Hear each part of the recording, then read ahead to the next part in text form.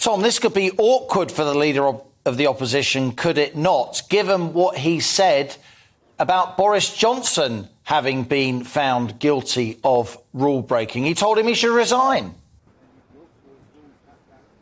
That's certainly the case. This is incredibly awkward for the leader of the opposition. You could imagine it would be less awkward for him had he taken a less hardline approach to the police investigation of the Prime Minister. But you'll remember that the Labour Party, upon the announcement of the police investigation even, just the investigation, not even its conclusion, started to politic in the most extraordinary way about the Prime Minister's alleged transgressions, saying that it's extraordinary that you have a sitting Prime Minister being investigated by the police for wrongdoing. Well, now we have a leader of the opposition being investigated by the police for wrongdoing, and it's easy to see the parallels. A 30-person event described by those there as a work event, much in the same way that the Prime Minister described the events he is alleged to have broken the rules at, meeting people he was at work with anyway in the place at which he was at work. It is very easy to see the parallels between these two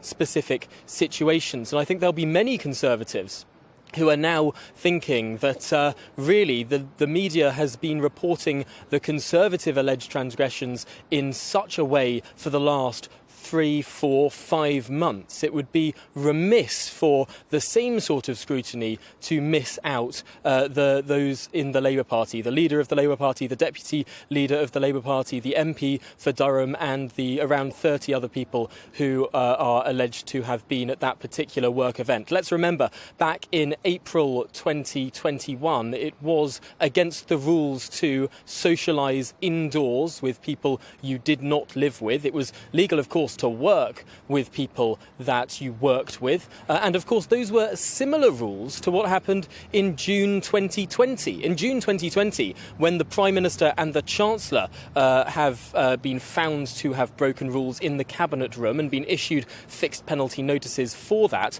well, it was illegal to have a socialised environment indoors. It was legal to work indoors with other people. But actually, people forget that in June 2020, it was legal to see people outdoors. There had been lockdown easing by June 2020. Non-essential retail was open. You were allowed to see a dying loved one in a care home, in a hospital, in a hospice, or indeed in their private home as well. So the analogies here are incredibly strong, which puts the Labour Party in a very difficult position, particularly with regard to what the Labour Party was saying about the very fact of an investigation in and of itself into the Prime Minister.